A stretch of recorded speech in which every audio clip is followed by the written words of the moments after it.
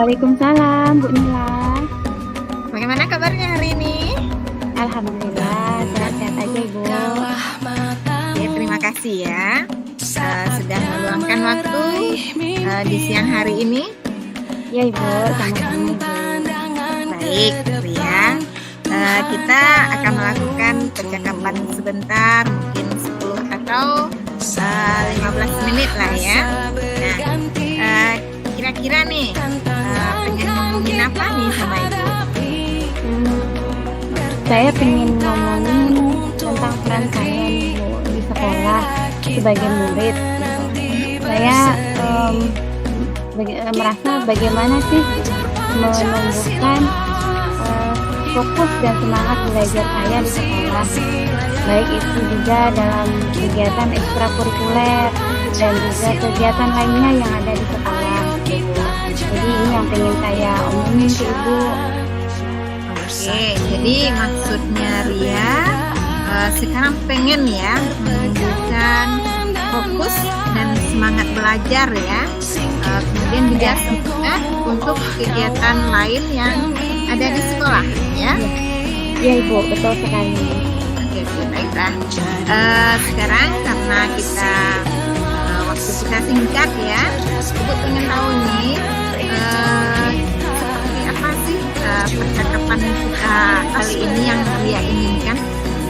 Baik, nantinya Ria pengen Bu memiliki trik atau cara bagaimana belajar yang fokus dan semangat itu Bu, sehingga Ria bisa di sekolah itu sesuai dengan apa yang Ria inginkan dan sesuai dengan harapan Ria memiliki nilai yang baik itu di sekolah. Jadi, ini yang Ria inginkan. Baik, Ibu dapat memahaminya ya. Jadi Ria ingin ya memiliki trik atau cara ya agar fokus dan semangat belajar ya. Dan sekarang menurut Ria, bagaimana sih belajar yang semangat itu? Kalau menurut Ria, belajar yang semangat itu belajar yang tidak mudah terganggu oleh teman, tidak mudah ikut main-main sama teman, gitu terpengaruh. Terus belajar itu berarti bagaimana kita mengerjakan tugas yang diberikan guru itu bisa mengumpulkan, bisa menyelesaikannya juga tepat waktu gitu Bu. Terus kita juga bisa gitu memahami materi apa yang disampaikan oleh Bapak atau Ibu guru di sekolah gitu. Karena kalau banyak bermain tentunya kan tidak mudah gitu dalam menerima materi, dan menurut saya juga perlu gitu Bu mengatur waktu istirahat gitu di rumah agar tidak main HP sampai larut malam. Nah, mungkin ini yang menjadi kendala Ria selama ini. Oke, jadi menurut Ria belajar yang semangat itu bisa nanti ya mengerjakan tugas sesuai tepat waktu ya. Iya Bu. Nah, sekarang itu yang idealnya ya. Iya. Nah, kira-kira nih kendala selama ini karena Ria tidak fokus dan tidak semangat dalam belajar itu apa kendalanya? Kalau selama ini kendala saya itu mudah diajak main oleh teman gitu Bu. Terus dalam dalam menyelesaikan tugas Ria juga kurang bisa menempatkan waktunya, kadang tidak mendahulukan tugas yang utama. Terus Ria juga kendalanya kurang bisa membagi waktu main HP, tiba-tiba udah larut malam aja waktu itu, sehingga kendalanya waktu main HP itu mata saya sakit, dan pagi harinya itu saya tidak fokus dalam belajar gitu Bu Nila, dan itu yang membuat Ria merasa itu yang menjadi kendala Ria gitu, sehingga dia tidak fokus belajar gitu, tidak semangat belajar gitu, dan akhirnya banyak tertinggal materi pelajaran Bu. Oke. Jadi itu kendala yang Ria hadapi ya. Selama ini ada teman yang mengajak Ria bermain, Ria ikut ya bermain. Kemudian ketika main HP lupa dengan waktu ya. Iya, kemudian benar Ibu.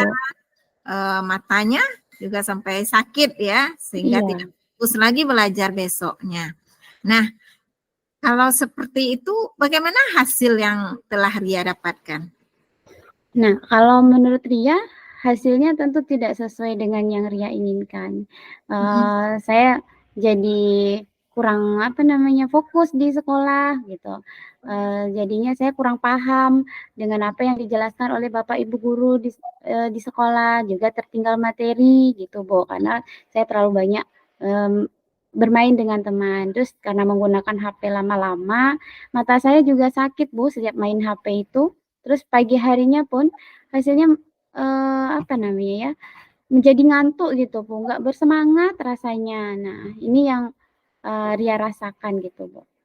Oke, iya. Mhm. Itu dapat menyimpulkan ya, hasil tugas tidak dikerjakan dengan baik ya. Ya. Kemudian materi pelajaran otomatis juga tidak terkuasai dengan baik berarti ya. Iya. Jadi karena bermain dan main HP yang terlalu lama juga mengakibatkan mata Ria sakit ya, seperti itu tadi ya. Nah, Iya itu. sekarang idealnya bagaimana jika ada teman yang mengajak bermain ya, atau ketika Ria main HP, idealnya bagaimana? Gimana ya? Menurut Ria seharusnya gitu, Ria harus meyakini terhadap keyakinan kelas gitu yang sudah disepakati bersama di sekolah. Terus terkait misalnya tentang disiplin belajar gitu.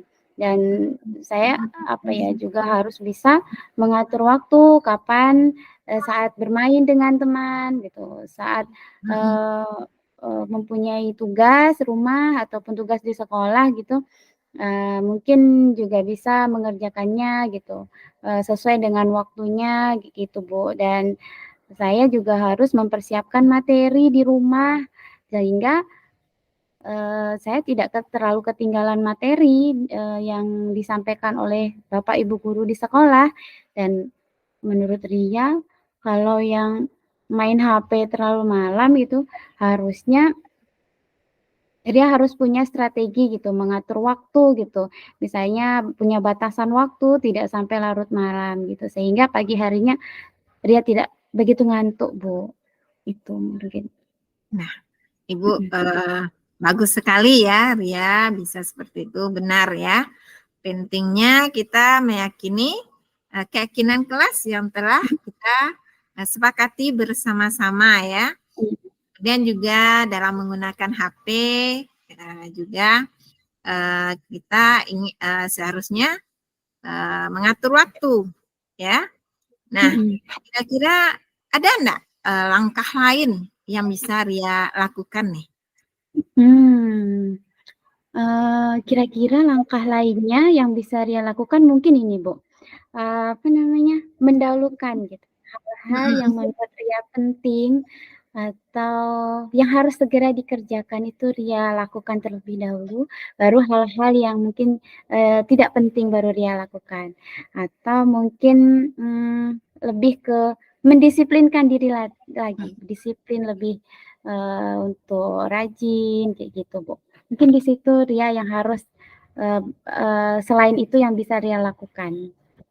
Baik, sangat luar biasa ya langkah yang akan Ria ambil ya. Yang ini mendahulukan yang utama atau yang wajib ya. Iya. Dan juga menumbuhkan disiplin. Nah, kapan nih tindakan Ria ini akan mulai dilakukan? Menurut Ria harus segera dilakukan sepertinya, Ibu. Dan mungkin nanti setelah sampai di rumah saya akan mencoba untuk melakukannya dengan segera.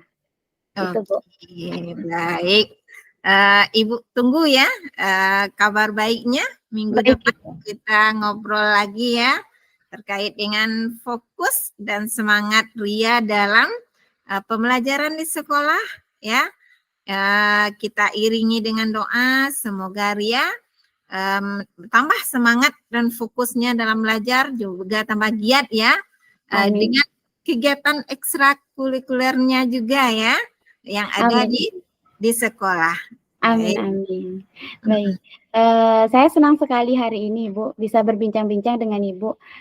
Ternyata saya sudah menemukan solusi apa yang menjadi permasalahan Ria hari ini. Terima kasih Ibu. Baik, alhamdulillah. Terima kasih juga nih Ibu ucapkan kepada Ria sudah meluangkan waktunya berbicara dengan Ibu. Nah, kita cukupkan sampai di sini ya. Baik Ibu. Assalamualaikum warahmatullahi wabarakatuh. Waalaikumsalam warahmatullahi wabarakatuh.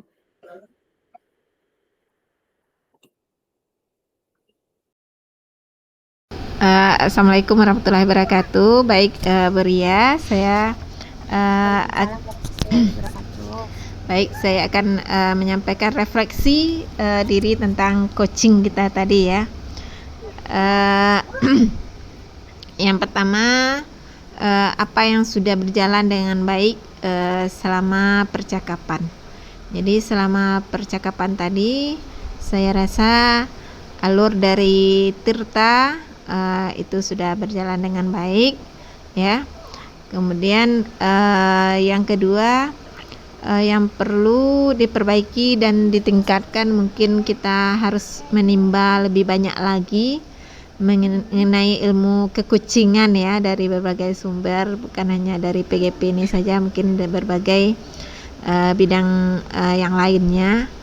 Kemudian untuk yang ketiga, apa yang Bapak Ibu lakukan untuk tetap dalam kondisi presence atau kehadiran penuh sebelum dan saat melakukan coaching.